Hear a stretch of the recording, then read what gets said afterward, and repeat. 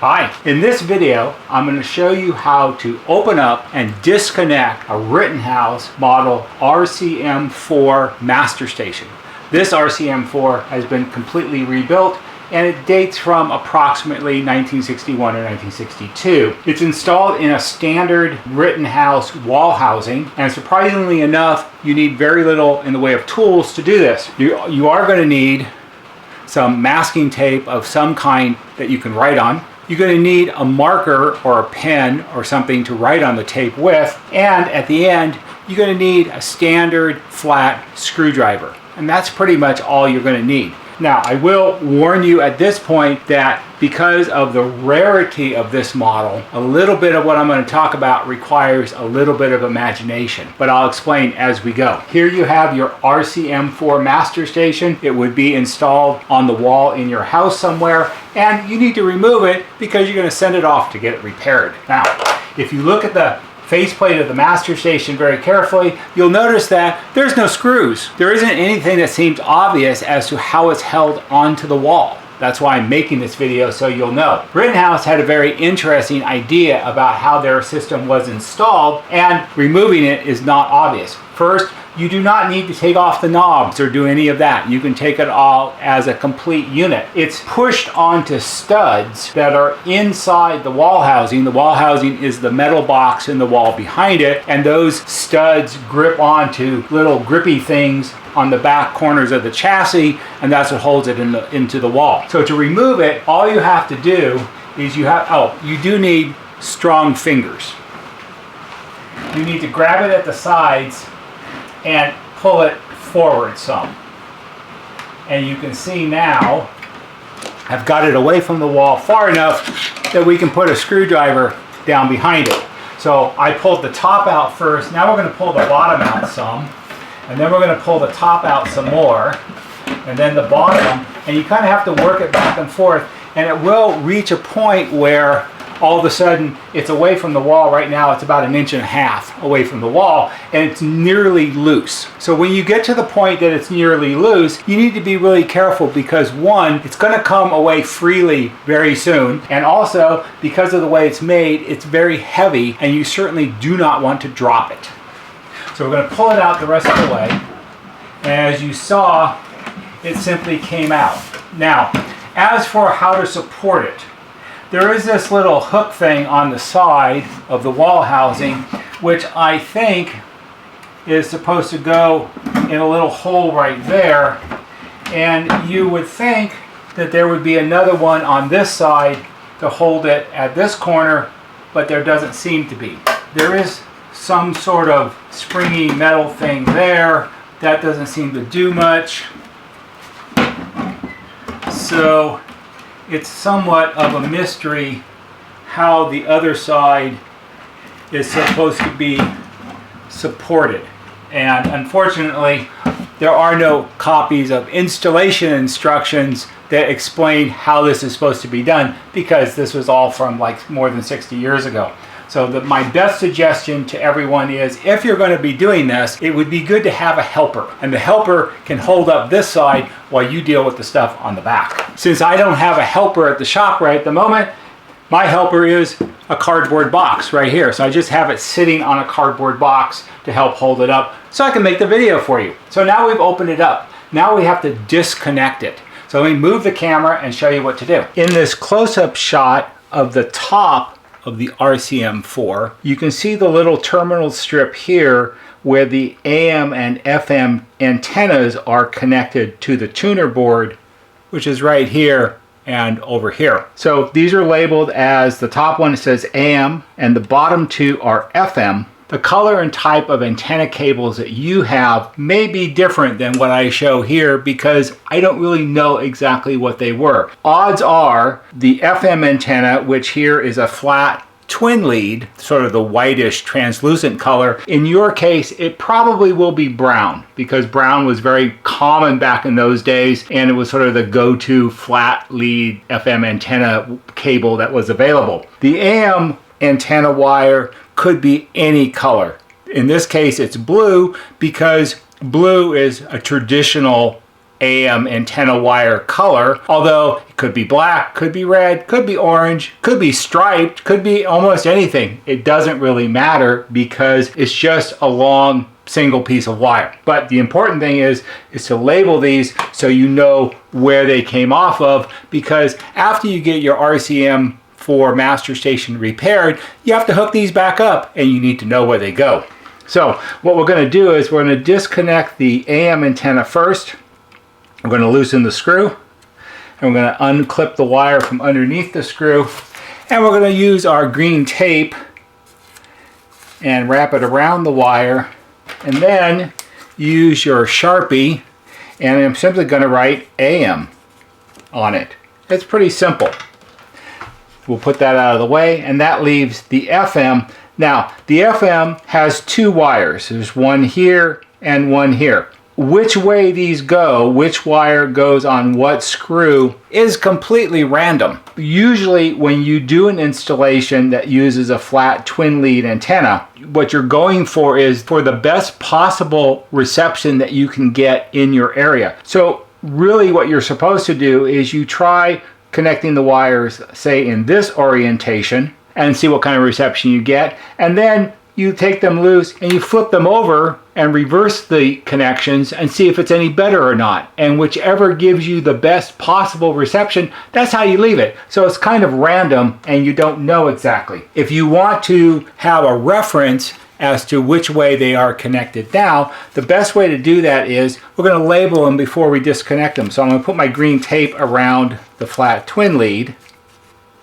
like this, and you can write FM on it, although it's the only flat twin lead in the set, so it's kind of obvious, but you never know. And then what you can do is you can make a line as to where one of the two wires is connected. Now I'm going to go with this one down here at the bottom because that's on the outside edge of the connection. So I'm going to put a line right here.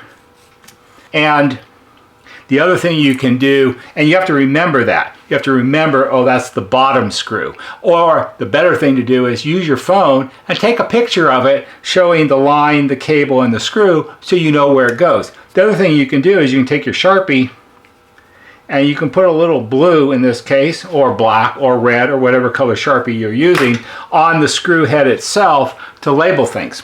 And I do that a lot when I have to mark things because it's a quick, easy way to do it, and it's hard for it to be lost. Then you loosen the screw and unclip the two cables, and now the antenna wires are loose, and those can get tucked back in the wall housing. The last thing that you should do after you've disconnected the two antenna cables is you should go back and tighten the screws down a little bit. You don't need to wrench on them, you just need to snug them up. Because one of the things that will commonly happen is if you're going to ship this off to someone to have it repaired and the screws are loose, in all the jostling around during the shipping, the screws can back themselves out and fall off. And you don't want that because then they get lost in the packaging, and finding little screws like this sometimes is harder than you think. Here in this area, you see all these round black multi-pin sockets. There are 8 of them in this area. And you'll notice this one up here has a plug-in plugged into it, and it has a cable with a bunch of colored wires. This is a test wire setup that I made here in the shop earlier on, and we use it to test remote stations when we repair RCM4 Master Station. And I don't have any genuine Rittenhouse Intercom cabling because it really doesn't exist anymore. I've never found any to buy anywhere, but what you're going to find when you open up your set are you'll have one cable plugged into each socket for each remote speaker that you have, and those cables, they'll have jackets covering the wires, and generally speaking those jackets will either be orange or yellow or green, and the different colored cables denote the length of the cable when it was manufactured, because the way Rittenhouse designed their equipment, you bought pre-made cables of standard lengths for your installation and use it, and there was extra, you left it up in the attic. And I will put in a picture of what that looks like, but I don't have any real ones, so this is where you have to use your imagination. Each of the sockets on the chassis are numbered. It's 1, 2, 3, 4, 5, 6, 7, 8, and way down here at the bottom, where I don't know if you can see or not, I guess you can, here is 9. There are 9 sockets. And when you go to unplug the cables, you want to keep track of which plug they were plugged into, because the sockets here, 1 through 9, correspond to the switches on the front of the unit, which are also 1 through 9. So when you reconnect everything, you want to do it in the same order, so the order of rooms for the switches are the same as they've always been. So in this case, this is number 1. We're going to take a piece of green tape, we're going to wrap it around the cable, and we're going to write 1. If it was 7, we'd write 7 on there. Okay, once you've labeled it, you can grab the plug and unplug it. Now, what you don't want to do is you don't want to grab it by the wires and pull on it. You want to grab it by the plug, and these are nicely made and they have a little ridge on it here, so it's easy to grip onto, and you simply wiggle it a little bit and unplug it. In your case, if your system is original, it may be the first or maybe the second time in 60 years that those plugs have ever been unplugged. So they may be a little stubborn and a little tough. If that's the case, what you can do is, again, use your flat screwdriver, and you can sort of wedge it underneath it a little bit and twist it and help pop up the plug, sort of pry it out a little bit. Once it starts to come out, it should go pretty easily. So you unplug all the cables and tuck those back in the wall housing. Now we're almost done. Now we're looking at the bottom of the wall housing. So here's the wall housing here, the metal part. And here's a little terminal strip with 6 screws. And these are the screws where wires from the transformer are connected, where wires from the door speakers are connected, and where the wires from the doorbell push buttons are connected. And these connections go down to another socket that's down here, and you can see there's a little cable here, and it has a white jacket on it, and it has the same type of connector, and it's plugged into a socket on this little bracket. This is the connection that supplies power to the RCM4, connects the door speakers to the RCM4, and the doorbell push buttons to the RCM4. And that unplugs the same way. You reach in there and you grab it and you wiggle it and you unplug it. Now this cable is short and the only one like it in the whole set, and it's at the bottom of the set down here, so you probably don't need to label it, but you can if you want to. Once you have everything unplugged and the antenna is disconnected, all you have to do is lift the set up slightly, unhook the little wire on this side, and lift the set away and off the wall. And now it's uninstalled. We'll take our helper box and put that out of the way. As promised, this is a shot of the back of the RCM4 Master Station. Here are our 9 sockets where the remote station cables plug into, 1, 2, 3, 4, 5, 6, 7, 8, and 9 down here at the bottom. And this is where your Rittenhouse intercom cabling will be connected. Remember, it'll either be yellow, orange, or green, as far as I know. Down here, there are some additional sockets. These sockets are labeled as ABC and ABC. And it says here, they're for IR7/IR7X sub-master stations only.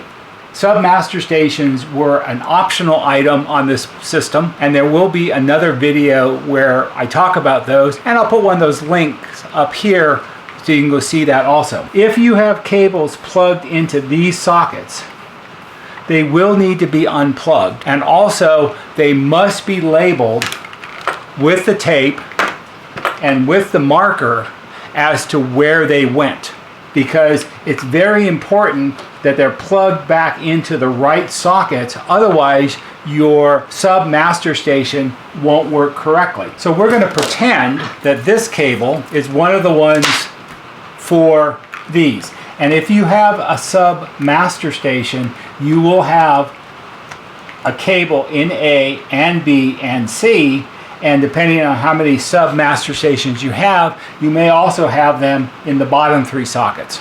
So We're going to pretend that this is an A cable. Remember I told you have to use your imagination a little bit? This is part of that. If you have a sub master station, you are going to have 3 cables plugged in, one in A, one in B, one in C. They have to go back into the same sockets they came out of because they correspond with the A, B, and C sockets on the back of the sub master. So this one's in A, we're going to put a piece of tape on it, and you would do this before you take it out of the wall, of course, and you're going to write A. And if for some reason you have the top 3 and the bottom 3 all with cables plugged into it, you need to designate whether it's A top or A bottom. So in this one it's the top, so I'm going to put a T. If it were in this one down here, I would write A, B, that's not good, maybe BT for bottom, but you have to mark them in some way that makes sense to you before you unplug them, because it's important to get them back in the right spot. And that's pretty much all there is to it. That's how you open up, disconnect, and remove a Rittenhouse RCM4 Master Station. Whoops, I almost forgot something. So remember in the beginning of the video, we talked about how the Master Station is not held into the wall housing with screws or anything. There are little posts inside the wall housing, which I'm going to show you in a second, that fit into little keepers on the back of the Master Station. Those little keepers are in the 4 corners on the back of the unit. There's one right here, there's one right here, there's one over here, and then one over here. These are all pop riveted onto the sheet metal parts that make up the chassis of the RCM4. They're fairly sturdy, and it's an interesting way to do it. It's very clean, but a little deceiving if you're not really up on how all of this goes. So these are the corners with the keepers. Now let me get the wall housing and show you how the posts are. All right, so this is the wall housing for the RCM4, and there are 4 posts on the back side of the wall housing.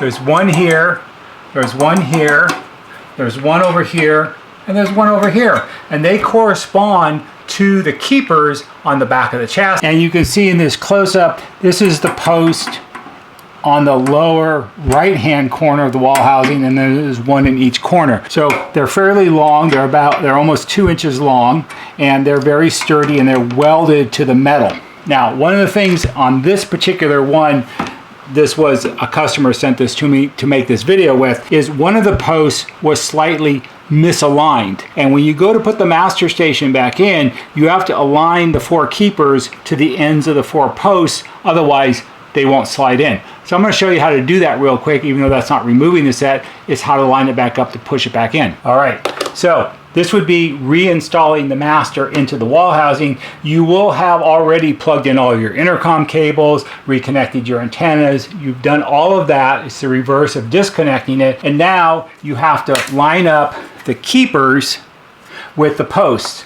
And it's a little tricky to do, especially when you're standing off to the side to try to stay out of the camera shot, but you sort of inch it in until you feel it kind of catch. And it would also be easier if it's a real wall, because it's not going to flop around on my temporary wall. So once you get it lined up, you simply push it back in tightly, and they grip, and there you go. Just like that. See? Not that hard. It would take a little bit of practice. I've done it a few times here in preparation for the video. It's probably the only time you're ever going to do it, but that's basically all there is to it. Hope you found this interesting, and perhaps for someone it will be helpful. If it is, give it a thumbs up on YouTube, because that helps us just a little bit. There'll be a banner right here that shows you how to subscribe. Go to our YouTube homepage, click on the bell, and when you click on the bell, click on it to receive all notifications. And every time we post a new video, you'll get a notification and you can watch it. That's all for today. See you on the next video.